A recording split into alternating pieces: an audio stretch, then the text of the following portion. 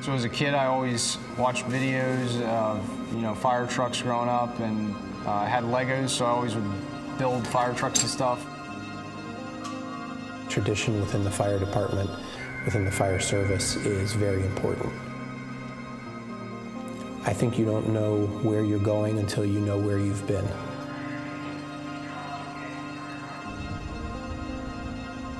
This is a truck from 1927. The interesting thing was when I joined this fire department, there were several of the members that remember running on this truck when it was first line service. I got involved in firefighting because my grandfather, my father, and my uncle were involved. They were all officers when I was a kid, and as long as I can remember, I wanted to be a firefighter just like my dad. Nobody in my family did it, which is odd. Usually it's a thing that's passed down. Helping people is always something I love to do. One of the things I remember watching my dad do was take off to go serve other people. I always knew he was going out to help someone else. It's something that people think about for the volunteer fire service. I think everyone just kind of thinks that, if they call the fire department, someone's going to show up, not realizing that basically all the fire departments around here are volunteer. The more people we have, the more we can make an impact in the community. We're looking for someone that has a desire to help their community. After that, we can take over. We'll teach you how you need to fight fires. We can teach you the administrative aspect if you're not interested in fighting fires, but we need someone that has a desire and a commitment, and that's what we're looking for.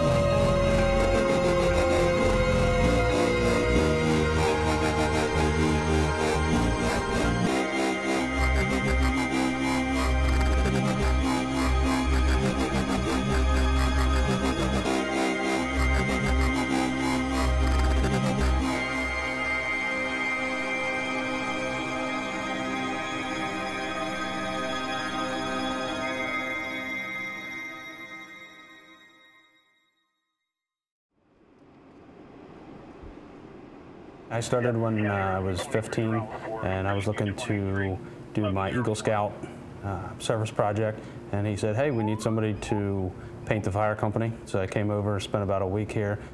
They got a barn fire while I was here, left me behind, and I thought, wow, it'd be pretty cool if I could go along someday too. I'm the deputy fire chief. This past February, it's been a total of 1 year, so it's getting close to 1.5 years already. I've been here, like I said, for 18 years, and our numbers have kind of gone down. I think at least on the operational side, I'd love to see more people. Each fire truck, at least here at Mountfield, holds 6 people. I'd love to be able to put 6 people in all 3 pieces and head out the door. Our role is basically just to go and, I would say, trying to fix whatever the problem is. I don't think we're quite big enough to need a full-time fire department. I think it's great to have a volunteer fire department. The fire department can teach you about life, whether it be in a leadership role or just learning to work as a team, being able to work in a high-stress environment. When we get outside, make sure your radios are switched over to events 8A. Brian said our first thing is we're going to do a live fire evolution, at least one live fire evolution in the burn building. It's going to be an engine company comes in, we're going to connect to the hydrant, we'll stretch lines, put the fire out.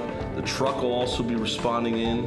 We want them to throw ladders, vent the building, and put the ladder up to the roof and someone head to the roof. We train often and for many hours. The more you do it, the better you are at it. We talk a lot in the fire service about muscle memory. Classes are a great building block, but there's nothing more beneficial than experience. We have a lot of great chiefs in this part of the county, so my role models, I'm looking up towards them and how they handle different situations. Within the fire service, there are different specialties. So there's firefighting, which is putting on the gear, putting on an air pack, going into a burning building.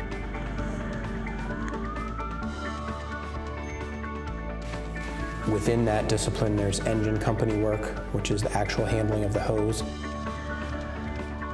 There's ladder company work, which is the gentlemen or ladies that go up onto the roof, cut holes in the roof, ventilate, search the building for victims.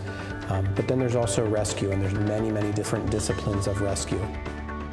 We can teach you how to become a fire police officer if you're not interested in running into a burning building. For me, it doesn't feel like I'm doing a job or going to work. It's something that I love.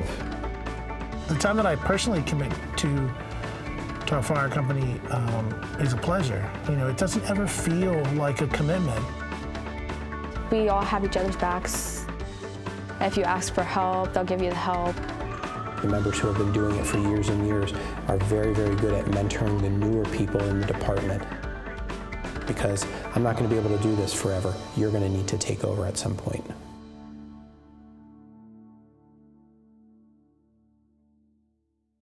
It was kind of a family tradition to join the fire company. My grandfather was a fire photographer. He went to calls and took pictures, and I'm now continuing his legacy.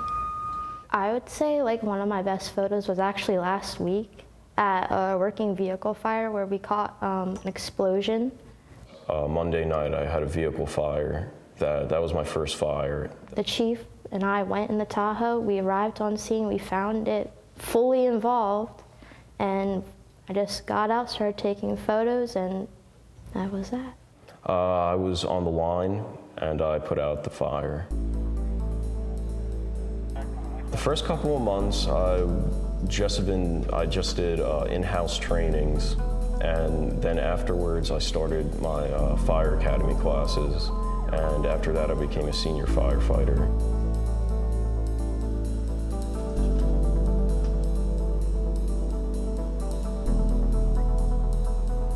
Yeah, I normally go to the training sessions and get photos of them practicing. They can use it and see what they did right and wrong.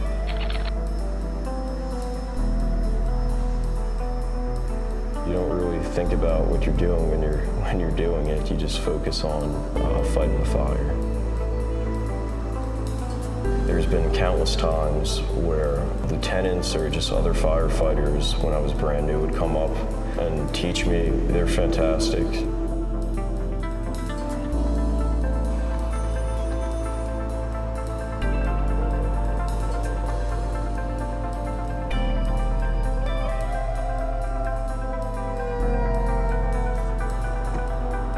We do house fires, we do brush fires, we do industrial rescues, we do hazardous materials calls.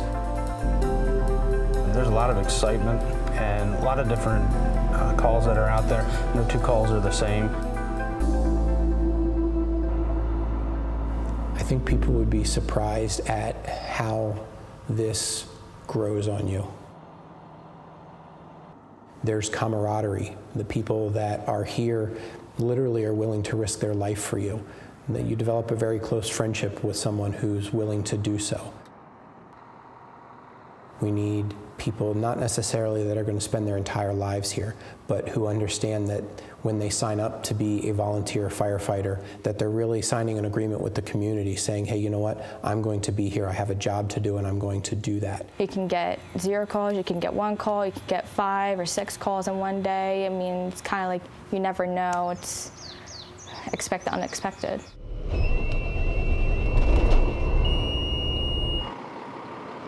There are certain individuals that all they do is drive. We have some individuals that do not drive the apparatus. Someone like myself that can drive some of the apparatus. When I get here, I'm not sure what my role is going to be. If we need a driver, I'll drive. If we need someone to ride the officer's seat, the right front to give direction to the crew, I'll be there for that. Or if there's already another officer here, I'll be in the back working as part of the crew.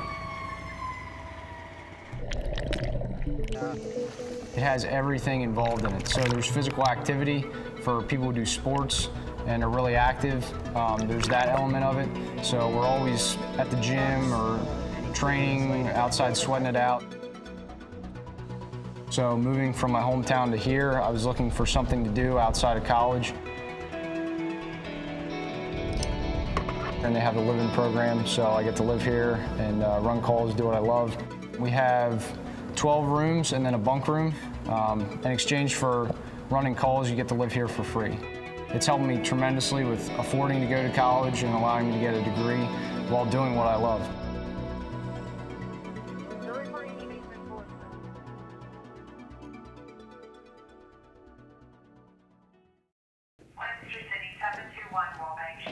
I joined this department about almost 2 years ago.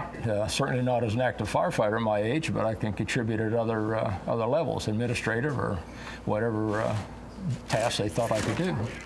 Anything that you do, any type of vocation that you have, any skill that you have, we need it within the fire department and we need your help. There's definitely different opportunities you can run into here. You can be on different committees like the technology committee, the entertainment committee.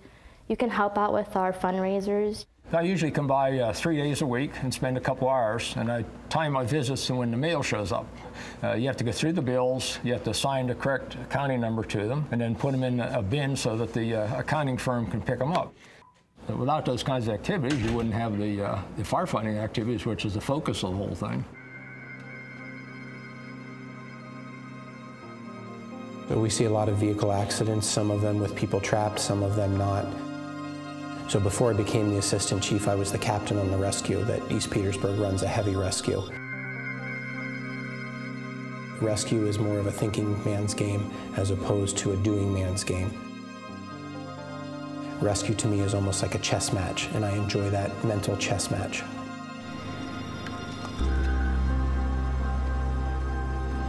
You can learn all you can in classes, but until you actually get your hands on the tools and start cutting metal and moving metal, you're not going to be very good at it. You need to understand how that tool is going to react in the metal just by looking at the situation you're presented with.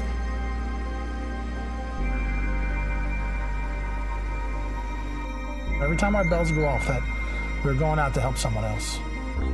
Where somebody's life's hanging in the balance, those are the calls that really stick with you. They're in a circumstance that's not good, and you're bringing some healing to that, some help to their situation. Any critical incident does something to our hearts. Some things are really great where we've administered CPR and then we get to see eyes open and a pulse come back. And then there's other calls that aren't that successful. That's the kind of call that they need help talking through.